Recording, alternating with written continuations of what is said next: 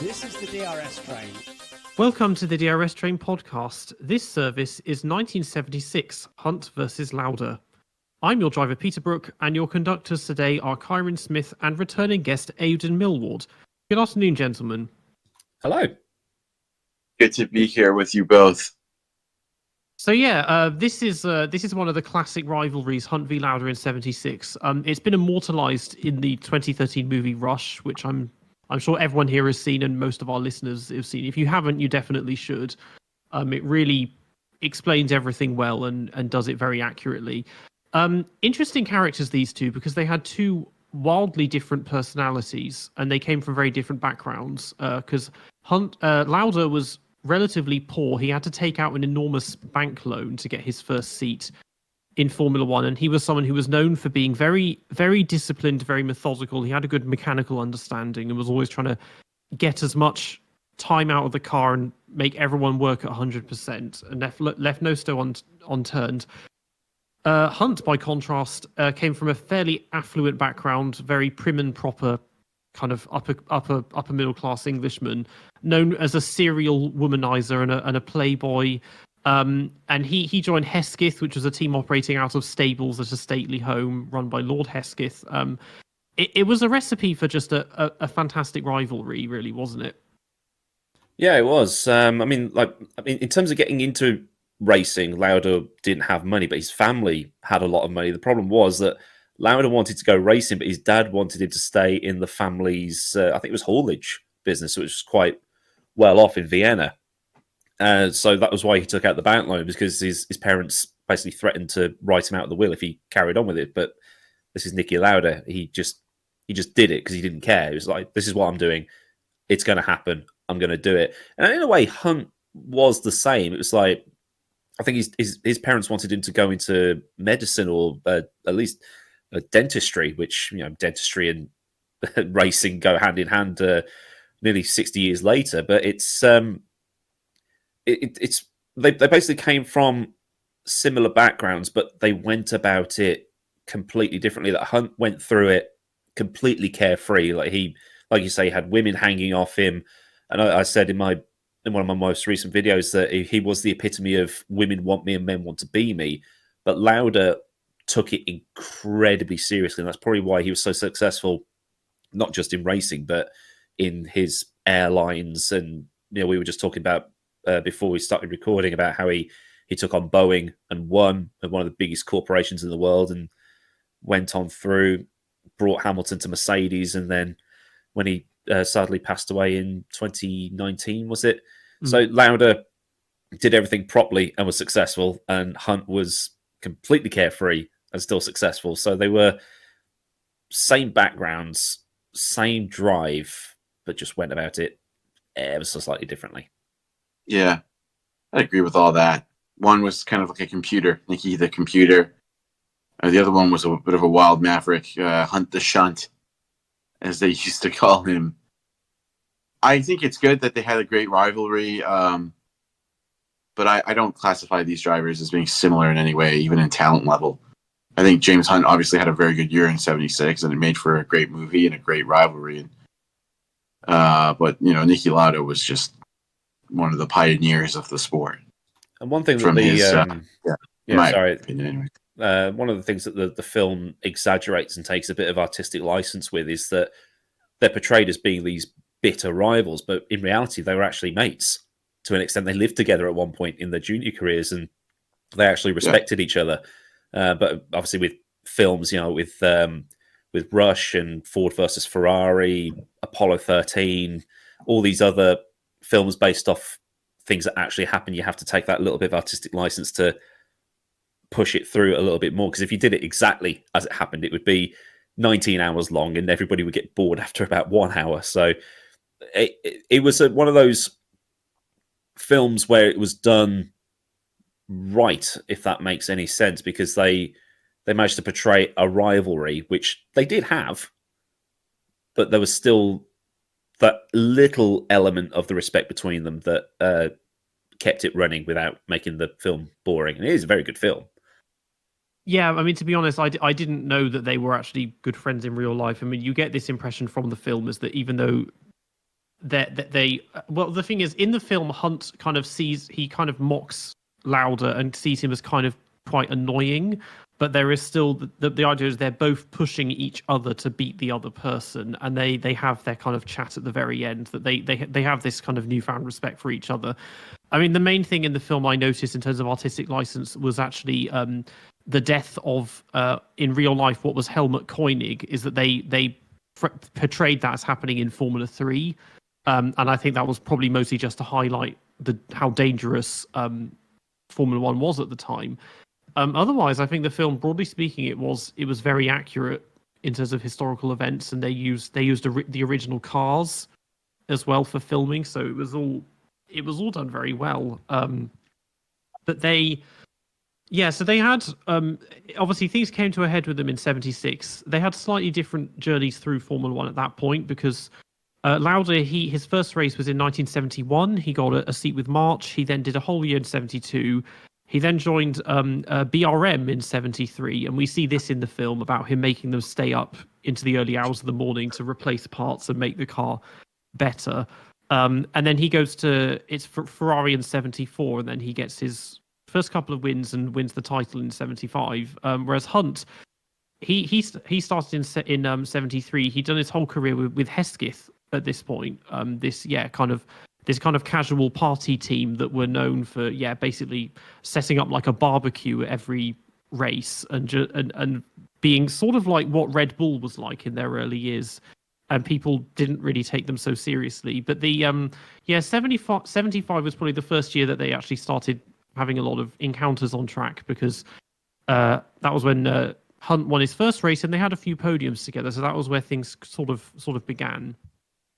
Yeah, Hunt was definitely overperforming in that Hesketh. I mean, the Hesketh was an okay car, but Hunt gets in podiums, and then he won that race, and he actually held off Lauder to win that race. So I think while he had that reputation as being, I mean, his name was Hunt the Shunt for a reason. It's like how it was Colin McCrash for a reason. Incredibly talented driver when he had everything going his way and really knuckled down and got on with it.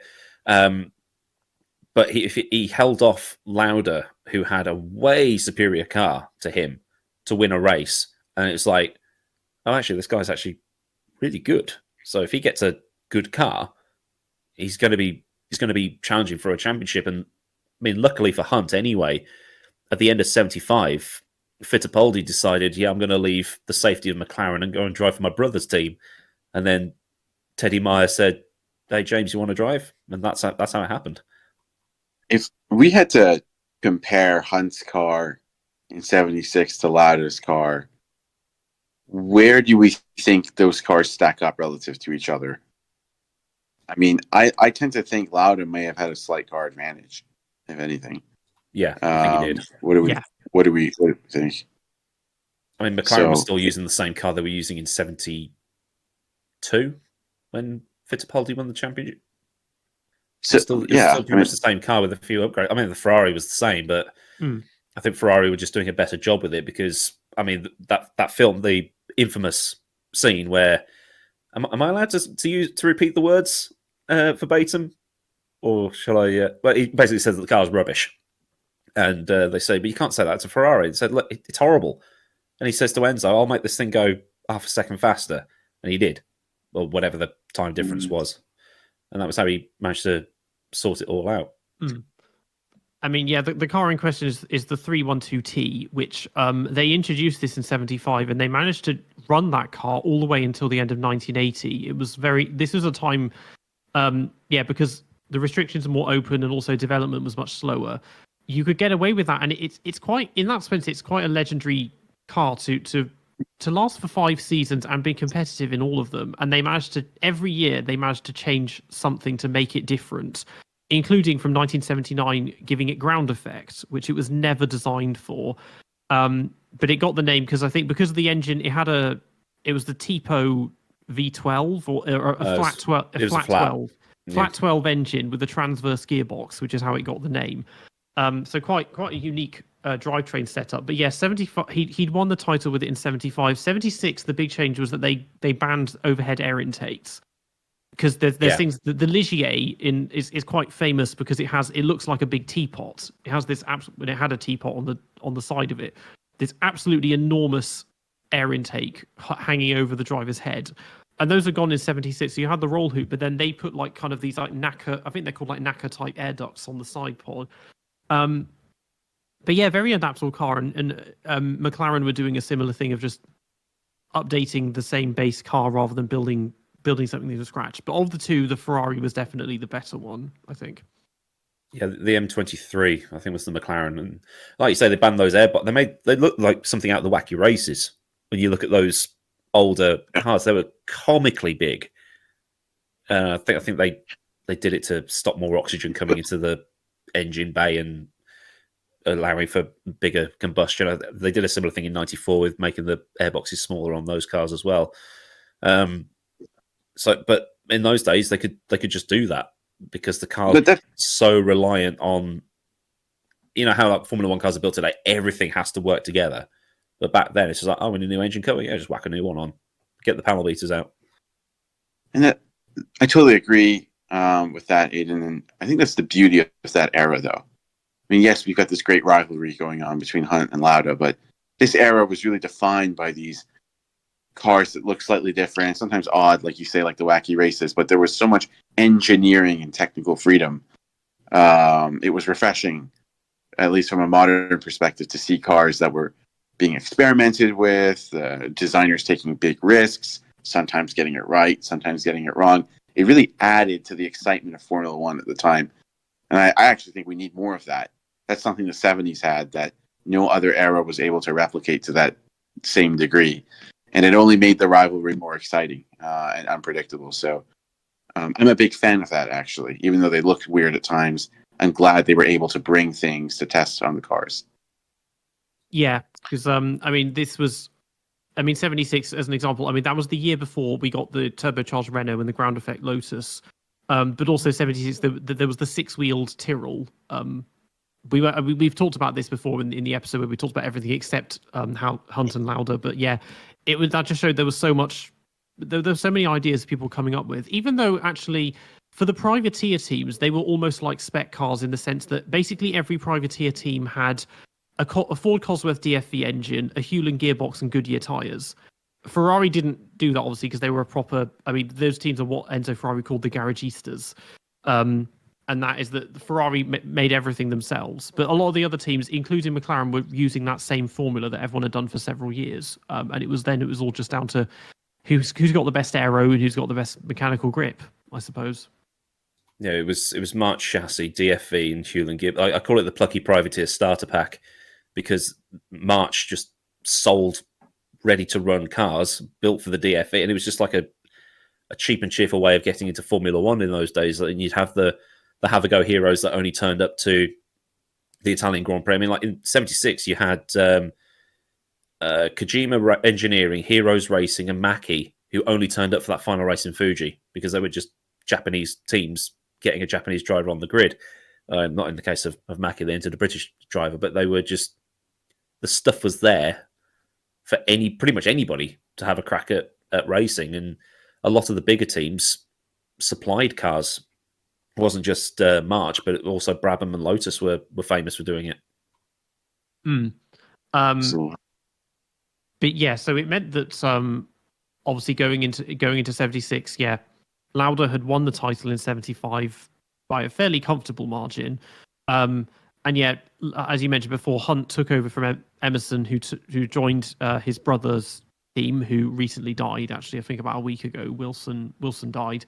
But yeah, Copasuca Fittipaldi, which is probably one of the worst moves I think in Formula One history, because he basically wasted half of his career with that team when he probably should have just stayed at McLaren, and then we could have seen. Well, they'd already been racing against each other. We would have seen more of Fittipaldi. Lauda, I suppose.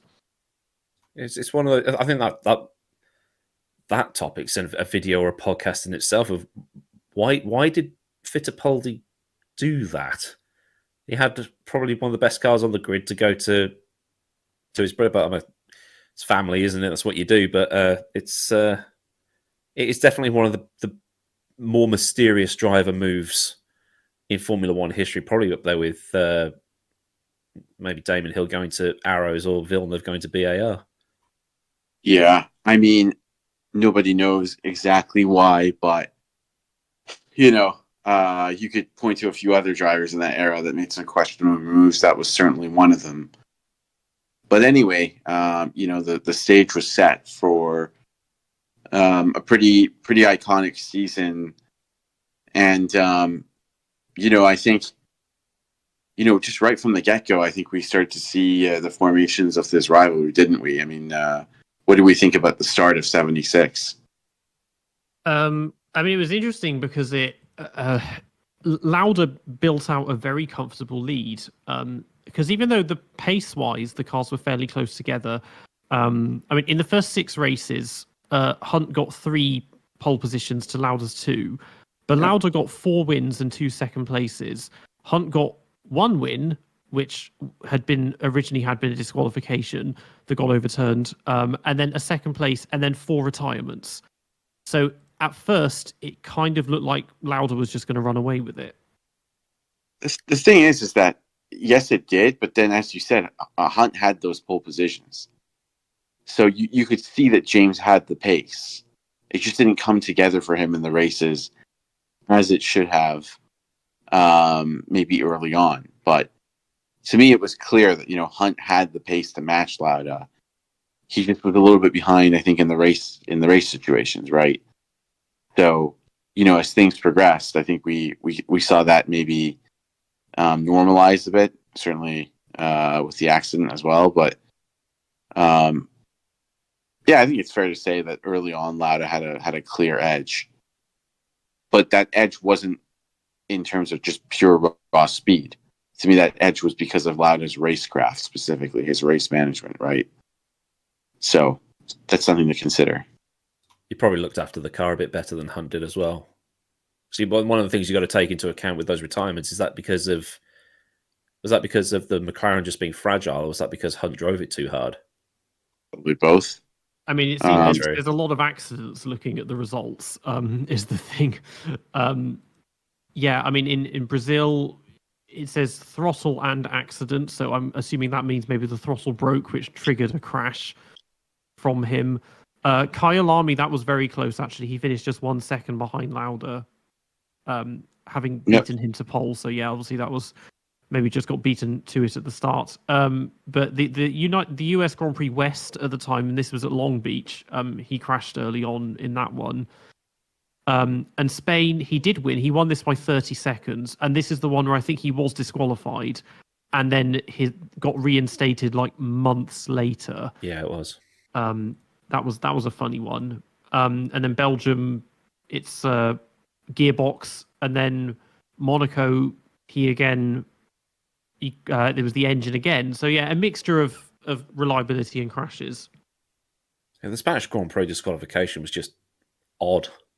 So the car was disqualified for being too wide, but the problem was the Goodyear tires rather than the McLaren. I think it was something like the when the tires were pumped up, it became slightly too wide. But when the tires cooled down a bit, they shrink a tiny bit because the pressure goes down. And they found that, it's not the McLaren that's the problem. It's the McLaren plus the Goodyear tires, and it's actually the tires that made it too wide, not the actual chassis being too wide, which is one of the oddest disqualifications I've ever seen while doing stuff like this.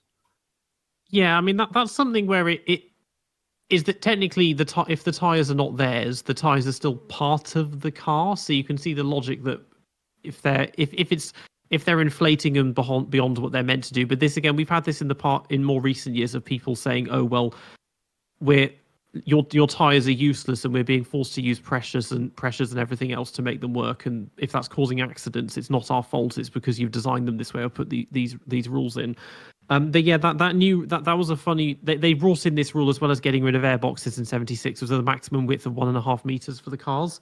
And this was the reason that Tyrrell made the 6-wheeler, because it allowed them to make very narrow tyres that actually didn't stand out from the front wing.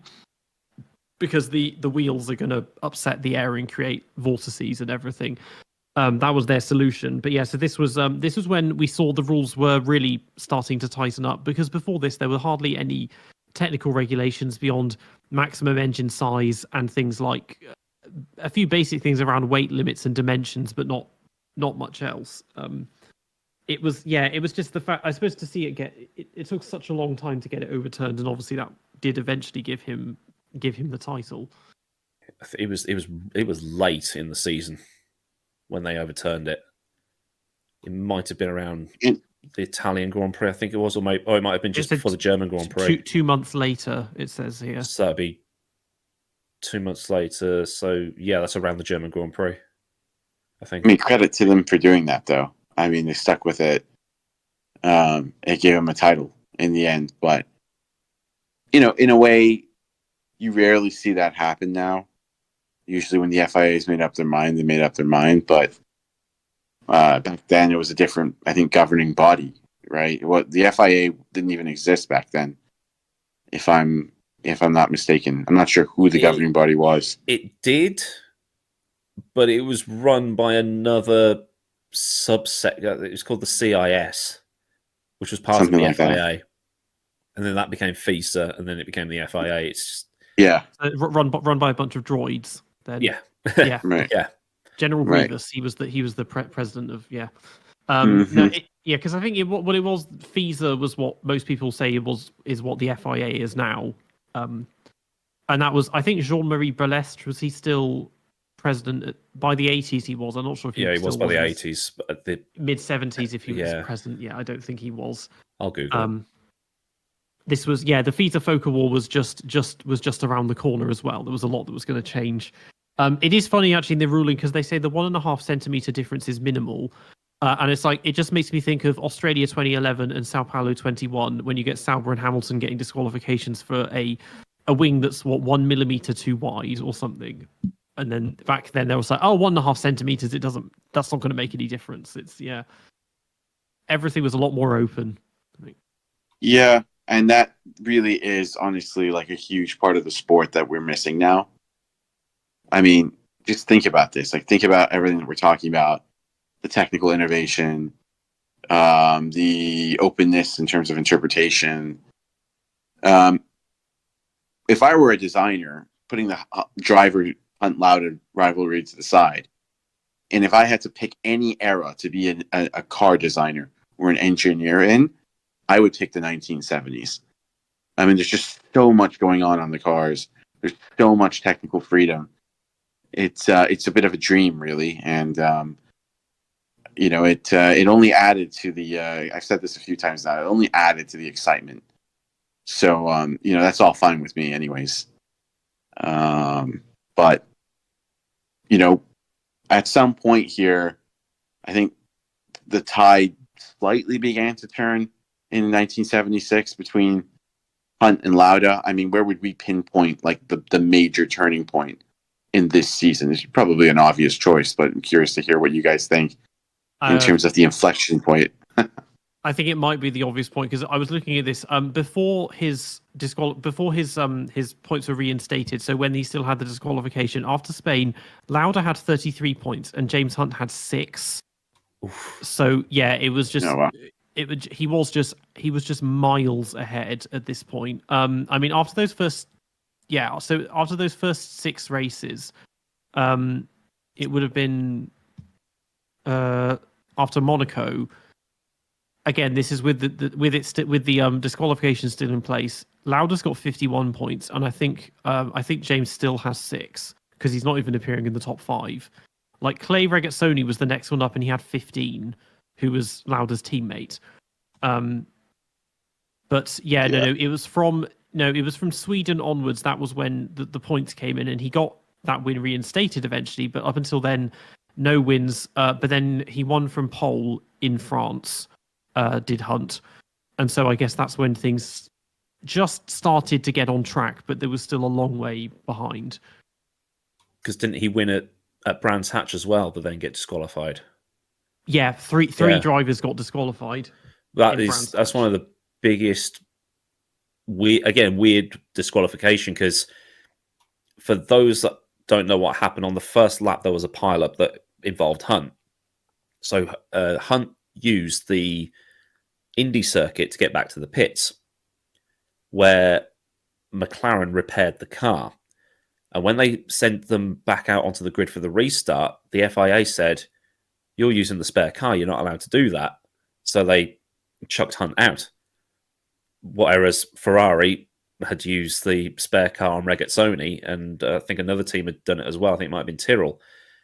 So that kicked the crowd into overdrive because it was 1976, which, as boomers will tell you, was a very, very hot summer. So the crowd was getting restless. They were shouting, "We want Hunt, we want Hunt." And one of the people in that crowd was Steve Ryder, the BTCC presenter. And they eventually let Hunt start, only to disqualify him as soon as he crossed the line. When he hadn't even used the spare car, they'd repaired his McLaren and sent him back out. So it was a very odd disqualify. I mean, like, I think Regazzoni's down as being disqualified as well because he had used the spare car. And Lafitte.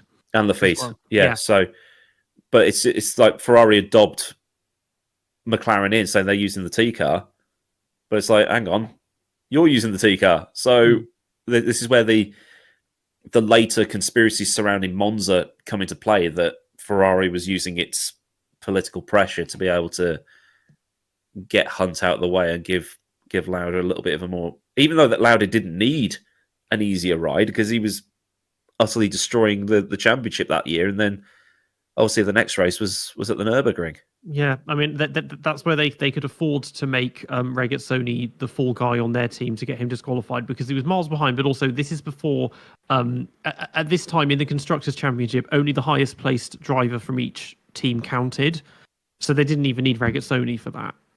So there was no loss on their part. I mean, I don't. Yeah, that's a strange rule because obviously the rule must have changed at some point because in the 2000s we saw guys jump in the spare car all the time. Like if they stalled on the grid, or Spa 98 when we had that huge crash, like that used to happen all the time. Maybe at the time it was different, but when you explained that, I assumed they were going to say, "Oh, you didn't complete a full lap," and pull like a Senna, there was that as well. A Senna 89, and it's like that's irrelevant during a red flag unless you're going to say, "Oh, well, it messes the transponder up," assuming they had transponders at the time on the car. It's no, not. They wouldn't have. Yeah, it's stuff like that. It's like you can either. Where is the issue? I think it was one of those. I think it was a bit like Senna's disqualification because they say, they said, "Oh, you got to push start," but push start was legal if you're in a dangerous place. I mean, Senna did blitz. He actually ran a stop sign. I think that's where he should have been disqualified or at least penalised, because in the Belgian Grand Prix of 1996, Damon did an aborted pit stop, a la Hamilton at Germany that one year, and he had to stop at a marshal at a stop sign, wait for the cars to go past, and then he could join safely in a gap. So I think it's one of those disqualifications where they gave every reason in the book to disqualify them except the actual reason for which they should have been disqualified. Yeah, that's a bit disgraceful when you think about it, but at least there was some kind of a return to or an appeal that was allowed to be lodged.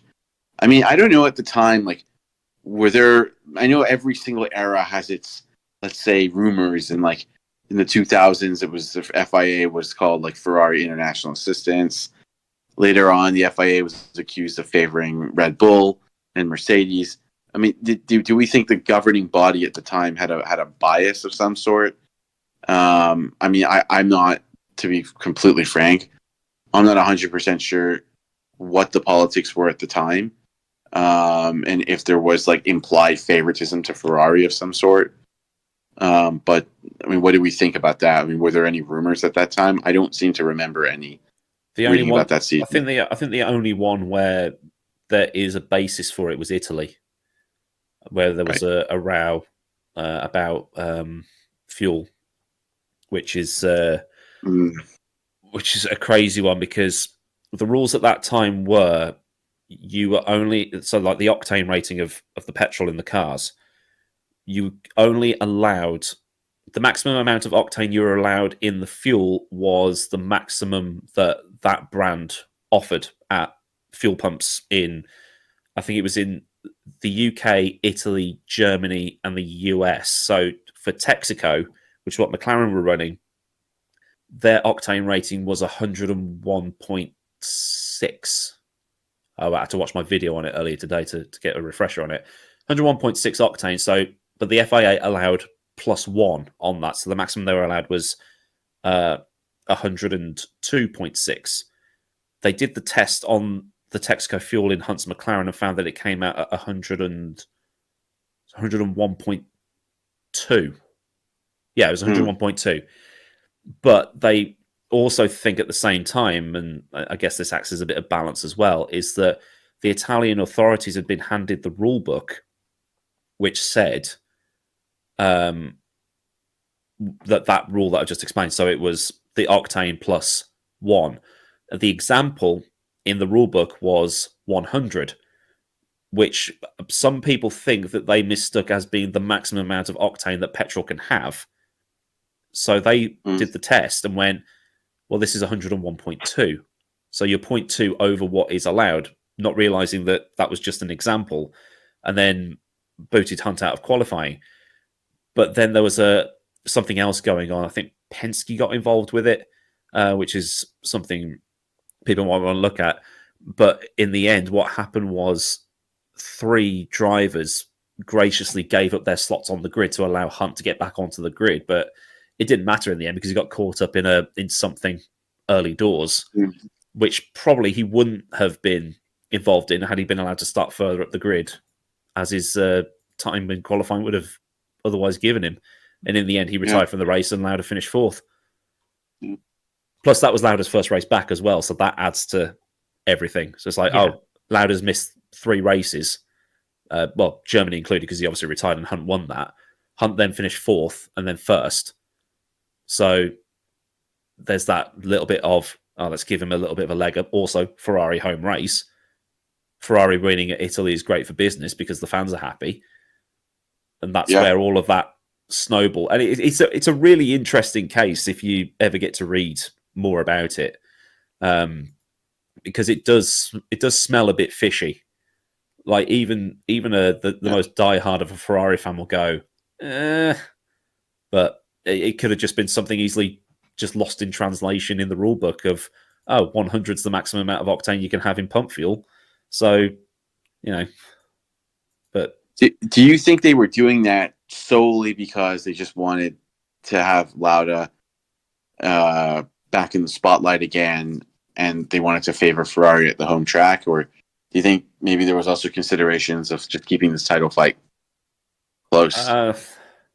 Again, it's a bit like the whole Benetton thing from 1994, isn't it? Where they banned Schumacher for those races, in lieu of kicking them out for the iffy engine unit, to allow for the championship to be a little bit closer and that kind of thing. But I don't know. I think it's one of those things that you had to be there to know what was going on. I think it's too far in the past to know exactly what was going on, because the vast majority of the people that were there then are no longer around. Fair. There may not be anybody other than Eccleston, but he wasn't involved in management at the time. He was just a Brabham. Yeah, he was the Brabham team owner, but that 76 was the year that he bought the TV rights, because that was Fuji. Oh, interesting. That's a big one. That's a huge one, right? Yeah, and part of the I mean, we'll get to Fuji in a bit, obviously, but there's a lot of things that happened around that, more than just Lauda going, it's too wet, screw this, I'm not doing it. But part of it is the scheduling for television, part of it is Japanese culture, but like I say, we'll get to that in a bit. But I think the whole Italy thing, it does smell fishy, but you're never gonna find out the answers, I don't think. Yeah, I mean, I think, to be honest, I think there's, from the powers that be, there's always been a degree of bias towards Ferrari. I mean, we see this in the fact that they get that extra amount of that sort of legacy cash prize at the end of every year. So they get more money than everyone just because they're Ferrari. And I think even by 76, I think they were the only original team left that had been there since the very beginning. because Alfa Romeo were gone, and Talbot Largo and the others. There was nobody else left. Even names like Van Wall and stuff were not there, who'd been there since near the beginning. There's always been a degree of bias just in the interest of sort of the image that Ferrari is like the archetypal F1 team. But yeah, so it meant so we've gone beyond the halfway point of the season actually by Brands Hatch. And at that point, James Hunt, he had closed up because now Lauda had 58 points and James had 35. I don't know if that includes having his disqualification overturned from Spain yet, but then we get to Germany. It is kind of mad to think even this recently they were still racing at the Nordschleife, because I know that that year was already set to be the last year that they raced there, because they were like, okay, we've tried to improve we've added Armco barriers, we've added a couple of chicanes in places and sorted out bumps just to make it a bit better, but it is still just too dangerous. Unfortunately, it's like I would love to see modern cars race there, but there are just so many reasons it couldn't happen. Well, I mean, was it back in 2008 when Nick Heidfeld took a F1 car around there? And he was driving at like 25% because the car had to be jacked up so high for the ground clearance. And also it's driving that fast in a Formula One car. And if you write that off, it's quite the mess. But it's, there is definitely a reason why GT3 is the fastest thing that's allowed to race there these days. Because even in the Group C era, it was utterly insane. It was borderline insanity with those things. I mean, it's a track that everybody seems to love. James May doesn't, obviously, but it's a track that I think it's a good thing that it's in the past, because it keeps that mysteriousness about it, if you know what I mean, where it's like once upon a time Formula One cars lobbed it around here, and like 76 they had a decent amount of downforce. Obviously nowhere near what they had today, but they had downforce, because 67-ish they were getting air going through floodplats and other parts of the track. And Jackie Stewart said he took off like 8 times or something like that, all 4 wheels off the ground. And there's all those shots of Graham Hill and those guys jumping. So that, like, driving around there must have been a thrill, but at the same time they must have been going, this is ridiculous. Why are we doing this? Like, we spent the entire last part of the 1960s saying improve the safety, yet we're still going around this place of all places. Because Spa had already gone by this point. I think as well, it was another thing of money, because the owners of the Nürburgring and the organisers, they needed, I think, 4 or 5 times as many track marshals as at every other circuit, and they weren't willing to pay that much. So that was another reason that they just got rid of it. But the race itself, I mean, obviously everyone knows the crash. In the film, it's portrayed as basically that Lauda is behind. Isn't it that he's behind and he's just trying to chase Hunt down and basically overdrives the car? I don't know if that was the case in the race itself, but I think it was a puncture or suspension failure going through that kink. Yeah, something. Yeah, they showed that something broke. Wasn't it up on right up at the top of the track? I feel like it was approaching. It was on the straight, which is approaching the carousel. It was Bergwerk. Well, it was that kink, just that left-hand kink just before Bergwerk. That it's like an uphill right-hander, and it was the furthest point away from the pit at that point. So that's just before the place I was picturing. Yeah, and there is footage, incredibly, considering. I mean, there would have been there just happened to be somebody with a camera up there, which is. And I guess I don't know if that was on the feed, or if they just, because they have the camera footage, they released that later. Yeah, would have been a good place to catch cars coming through as well. There's surprisingly a lot of footage of the actual accident, I have to say, and the aftermath, of course.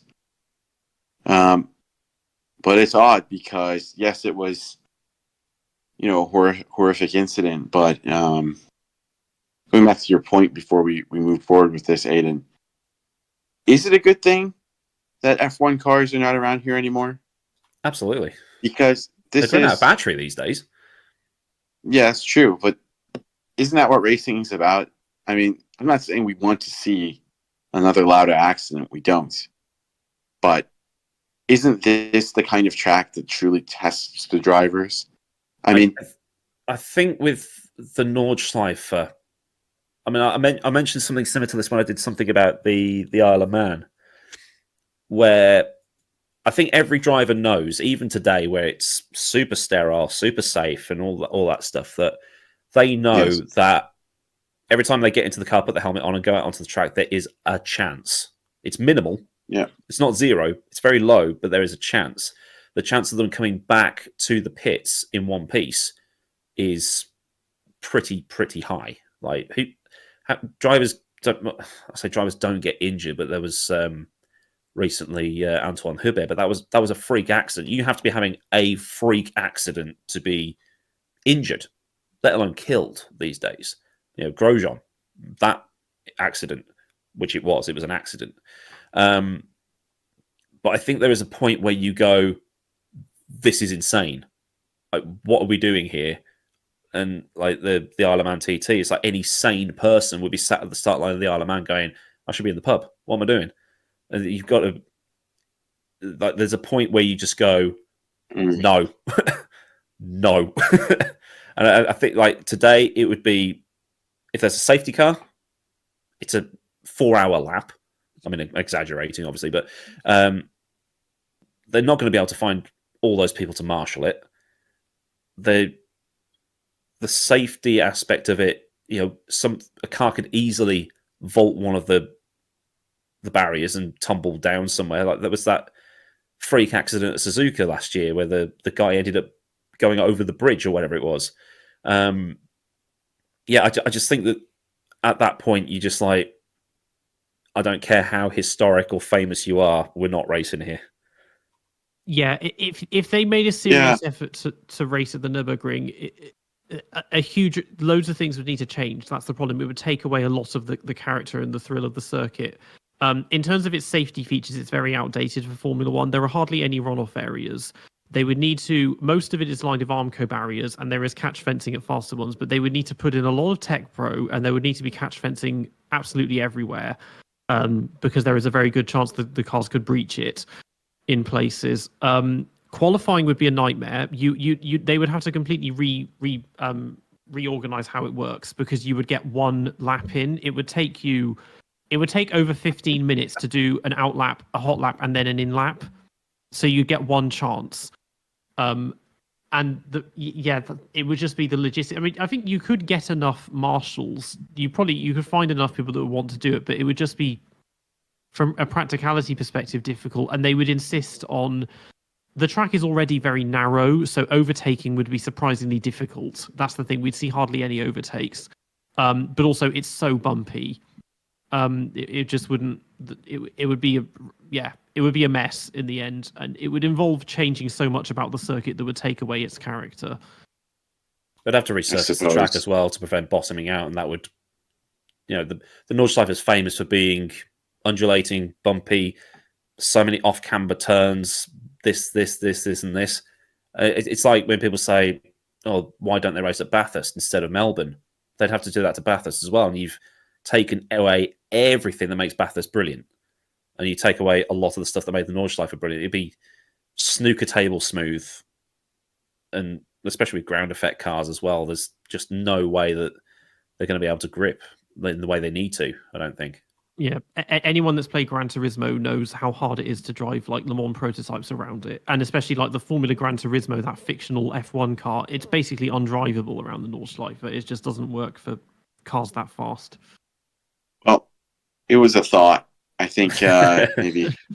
I think I'd like to see it. I think I know which drivers would excel and which ones would be probably in danger, frankly. But anyways, I mean, back then, like you guys both said, these cars were still rapid, you know, absolutely monsters back then, and they were going flat out. So, you know, the 70s really had it all, didn't it? And you know, I have to say that that season, in a way, was marred because of the accident, but in some kind of strange way, it was also elevated because it showed the best things of these F1 drivers. You know, it showed their character. It showed Nicky's perseverance. It showed how the sport is unlike any other. I mean, you tell me another sport where an athlete goes and gets burnt alive effectively and comes back to fight and comes back, you know, in the way Lauda did. There's really nothing like it, right? There's no sport in the world like this. I mean, you never see, you know, a bunch of the blokes at Arsenal getting burnt. You know, if they did, I don't think they'd show up again. You know, you don't see anything life-threatening in the NBA, NFL, MLB, really to that extent. So it was just incredible. Aidan, what do you think? I think the only one that really comes close in recent memory is Christian Eriksen, who had a heart attack on the pitch during the Euros a couple of years ago, and he's back playing for Man United. There was the Lockyer, I think his name is, plays for Luton, collapsed on the pitch, and now he's back playing. So, yeah, I think those are the only times the people have come close to dying while playing their sport and coming back to continue. I mean, contrast that with Neymar, who needs to be put on a stretcher if you so much as look at him. Or it's his sister's birthday. Yeah.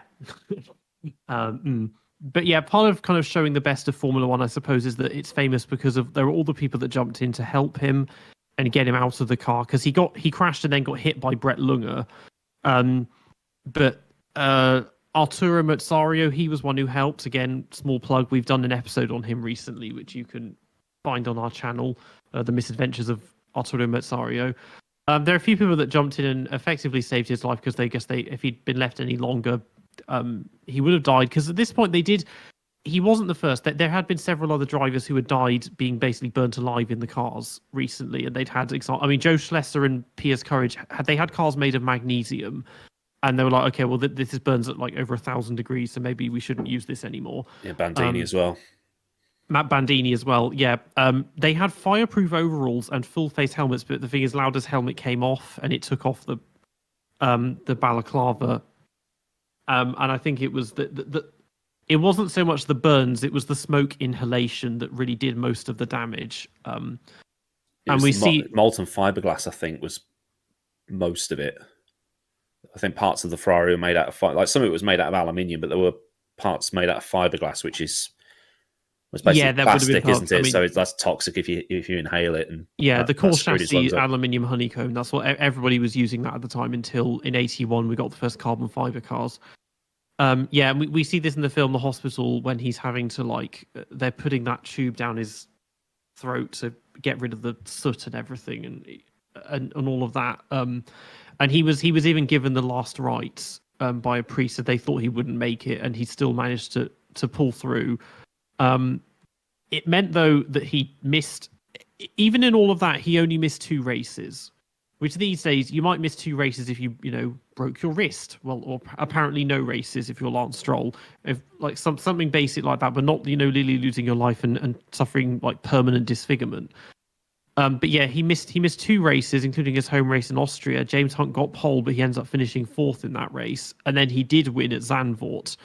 And then Lauda, he came back at Monza, and by this point he was still leading the championship by just 2 points. So it really was close, and it's one of my things about a lot of people. So without the crash, he would have won the title, but it's like he was just so far ahead, and there were lots of fishy things, bringing the title closer together than it should have been, and we definitely haven't seen that in recent years. Yeah, I was about to say that to have missed, retiring from the German Grand Prix and then 2 extra races and still be in championship contention, despite the fact that you can't drive as well as you used to be because you're recovering from utterly horrendous. Being burned alive is probably one of the worst things to happen to you. And to still be in championship contention just shows how good he was. Like you say, Hunt had the iffy disqualifications and the perceived iffy disqualification from qualifying for the Italian Grand Prix. But from a TV standpoint, you want the championship to go to the final race, don't you?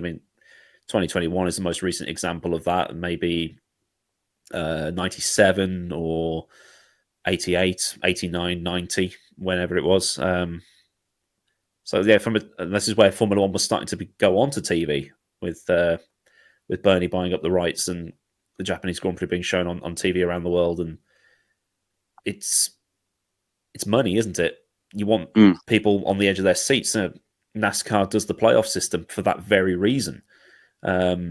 Things like, I guess, Drive to Survive, creating a false narrative of Formula One to get people hooked. The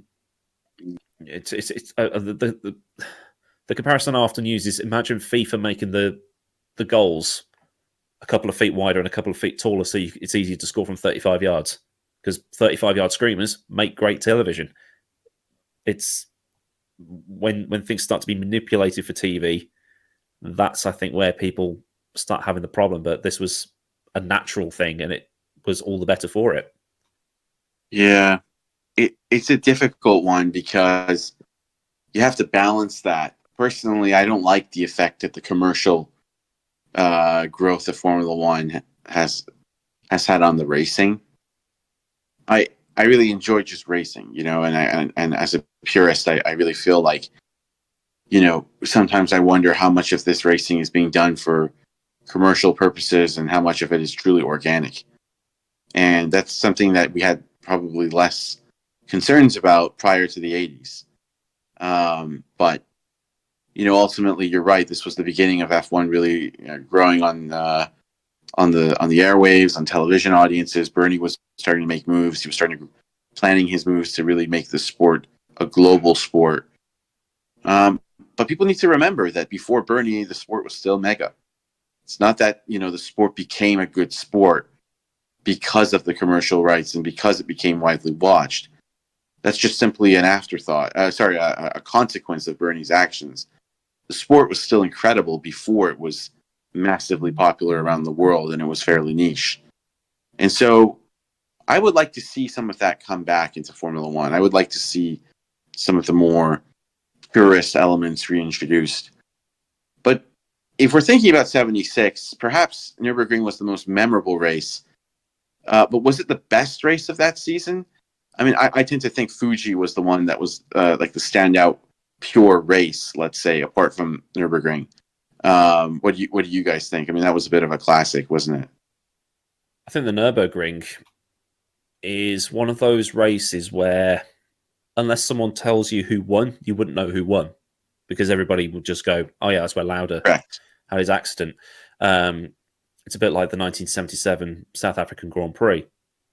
Who won that race? Yeah, you don't know because of Tom Price. Right. It was Lauda. It was actually his first win after the Nürburgring, which is I had forgotten about that incident. That incident is a horrific incident with Tom Price. It's just so sad. My brain went Scheckter because I was thinking he won on his debut with Wolf, and I couldn't remember if that was 77 or 78, and I knew that was 77. Because I knew that Argentina. South Africa used to be the beginning. But nobody knows what happened at that race other than Lauda's accident. So right. I would say that Fuji is the race where you would see it as a race, because Hunt got the puncture and he had to utterly demolish the rest of the field to come back to get into the third place he needed for the championship win. And he didn't know he'd done it until someone came up to him about 5 minutes later and said, "Oh yeah, you did it."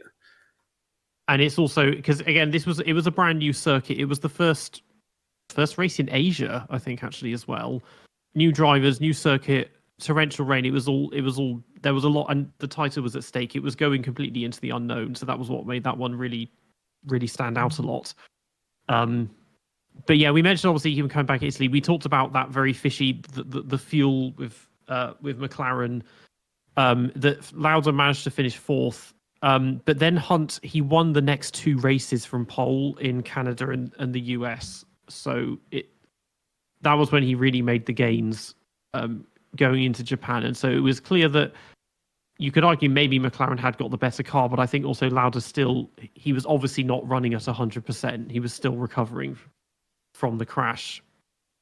Yeah, he definitely wasn't, because there's the descriptions that you see of the Italian Grand Prix where he takes his balaclava off and then he has to take these bandages off, and it's just like the wounds are they're not healed, and he's bleeding everywhere, and it's so much pain and discomfort, and any other person would have not done the rest of the season. But this is Nicky Lauda, and he's one of the hardest men that ever lived. So he's there's something in his brain working differently to be able to want to do that. It's just incredible when you think about it. I mean, I can't think of a single driver today that would have that kind of character.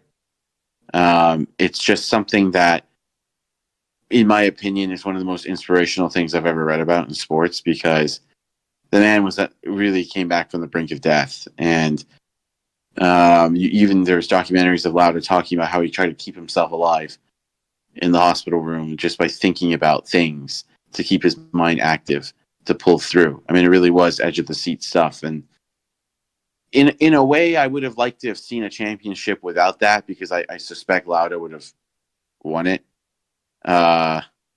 without the accident. I mean, to me, Nicky was the better driver, obviously. I don't think James Hunt was able to beat Nicky Lauda in a straight fight. I mean, people call this a rivalry. I'm not trying to be disrespectful to James Hunt. To me, Nicky Lauda is a tier above James Hunt as a driver. I really believe that. You know, sometimes I feel like people talk about them as if they. And again, I like James Hunt. I don't think he's a bad driver in any sense of the word. But, you know, to me, Lauda is like an S tier driver. James is an A driver, you know, at best. And I think James just had a very good run of form that season, and things went his way. But and James drove a blinder of a race in Fuji. But to me, this season is what I remember this season for is Lauda's perseverance. I mean, that really, to me, is like the standout moment, event of the season. And, you know, it's just incredible that something like that has even happened. But yeah, Fuji, obviously the title came to a head at that point, but it ended up being a bit anticlimactic because Lauda actually, voluntarily withdrew from the race, is how it's told. But I don't think it was quite that simple. There was some other stuff going on in the background, wasn't there? There were a few drivers that said that this is utter insanity and we're not going to do it. Like the organizers said, look, this is happening because of TV. And I think I read somewhere as well, Japanese culture is that if you say that something is happening at such and such a time, so let's say we're meeting up at 3:00, you meet up at 3:00. That's what's happening. I think that's why their trains and buses and public transport are so robotic in their promptness. But I think what happened was a few drivers did decide we're going to do one lap and then pull in. Lauda was one of them because he's going, well, I'm probably going to die. And he actually said that. I was looking at it here. He said, look, my life is worth more than a title. And then I think the other three that did were, one of them was Larry Perkins, the famed Australian touring car driver, and Fittipaldi did it as well. And I think there were some other drivers that had agreed we'll do it as well, but they carried on anyway because they were like, points might be on offer here. But I think then Lauda then lied to Ferrari saying that something was wrong with the car, because if he'd pulled out because I'm not risking my life again, Enzo would have ripped his head off. So he basically lied about the car braking, and then just like find something, break something if you have to. But the rest of the race went on. Lauda was just like, whatever. And then Hunt was leading. Then he got a puncture. Then he had to get that fixed, which back in those days took a long time. They didn't have the air guns like they do now. Went back out and had to bang in fastest laps lap after lap to be able to get back into the position he needed. And I think he ended up finishing third, which is what he needed. And Mario Andretti lapped the entire field on his way to his win. So I think it was like the first win for... no, it was a second victory for Andretti. And then obviously Andretti would go on to win the championship as well. But Hunt finally won the title. And then Hunt's attitude thereafter was, right, I've won. Don't need to prove anything anymore. Let's just do whatever. And ultimately, I think he retired towards the end of 78, 79, and then went into punditry with Murray Walker, who were like chalk and cheese. And it was apparently really good to watch. Yeah, I mean it's portrayed in the film. I think that Lauder said, or they said, should we just tell them something broke? And he was like, well, no, tell them the truth. I don't know if that was the case in real life. I think that's what happens in the film. But yeah, afterwards, obviously, I mean, yeah, 77, couple of wins, but not much of a title defense, and then 79, he just gives up and goes into commentary. I mean, he's known. I mean, Murray Walker was a legendary commentator in his own right, mostly for just how unobservant he could be and the amount of errors he made, which he made up for with enthusiasm. But Hunt would often just rip into drivers, either ones he raced against or people he just didn't think were good enough. In a way that these days you would never, you couldn't get away with. Everything's way too much. Everything's way too clean and cookie cutter and safe. You're not allowed to do that. Even Brundle's like that now, isn't he? He's like when he was on the ITV and the BBC, he'd throw shade every which way. But now he's more like corporate Brundle. He's very towing Sky's line, as it were. He doesn't seem to be one for that anymore. But I think like the most famous of the James Hunt ones was, I think it was Jacques Lafitte saying that, oh, I'm used to turbo cars. I'm not used to these naturally aspirated ones. This is why I'm driving so slow. And Hunt on the BBC just goes, and all I have to say to that is bullshit. And then Murray's like, so anyway, here comes Ayrton Senna or whoever, and it's just trying to bury that under the rug, as it were. And there's other instances where he's been utterly just slamming drivers like, oh, he should never be allowed to race in Formula One again. He's a danger to everybody and danger, and all this other stuff. And I think the other one he had, I think he kept this until the day he died. He had it in for Riccardo Patrese as well, because he was completely sure that Patrese caused the accident that killed Ronnie Peterson. Ronnie Peterson, yeah. I think Lauder eventually apologised to him, but I think Hunt kept that grudge until he died in 1993, which is, I guess, he's probably just one of those people that he'll believe what he wants to believe, and nothing's ever going to change that. But I guess that's what made him who he was. Like Lauder was, like we said at the top of the show, Lauder was meticulous and was not afraid to say, "Yeah, I was wrong. You got me." Whereas Hunt was just bull in a china shop. And I guess that's what made them who they were and why they're held in such high regard. I mean, what are we now? What, 55 years after their title fights? Yeah, I mean, we need more people that, more drivers that speak their mind and just say things as it is, because we're severely lacking that these days. But it was just it was a reflection of their personalities and the way their careers went. Because Hunt was the epitome of kind of live fast and die young, because he was only in his 40s when he had that heart attack in 1993. Lauder, obviously, he had a temporary retirement, but when he came back, he then won another title, a third title, and retired end of 85, and then founded Lauder Airline. He ran Jaguar for a bit, although that wasn't particularly successful. And then he was a Mercedes advisor for a long time. I mean, he with his injuries, the wounds healed and became permanent scars, but then he continued to have lung problems for the rest of his life. And it was, I think, his death complications from lung surgery. But he was 69 when he died, so he was nearly 70 years old in the end. But somebody who had been, I suppose that for me, an element of mystique had been taken away because he was always so present, and he was someone always very, very, either went through running Jaguar or doing punditry for Austrian TV or being a consultant for Mercedes. He was always around the paddock a lot. And so you just kind of got used to, and it was easy to forget that he used to be this amazing driver and three-time champion. Amazing human being as well, apparently. I mean, we were talking about his interview with Graham Bensinger, that if anybody listening hasn't watched it, watch it, because he talks in quite candid detail about the plane crash that happened back in 1991, I think it was, where Boeing basically did what they did when those 737s went down in Indonesia and Ethiopia, where they basically said, no, it's your fault. You haven't maintained this plane properly. It's your maintenance that's iffy, not our plane. And Lauda, I mean, I've done a video on it if people are interested in that, but there's also Lauda's account of it as well, which is probably much better than mine, where he basically bluffed Boeing and said, look, I'll take a 767 up into the sky with journalists on, and I'll fly it, and I'll pull the thrust reversers out mid-flight. And if it crashes and I die, it crashes and I die. And Boeing said something to the effect of, you can't do that, it's not safe. And Lauda just went, gotcha. And Boeing had to pay out for the compensation and all that stuff. So Lauda was not afraid to take on one of the biggest corporations in the world by himself.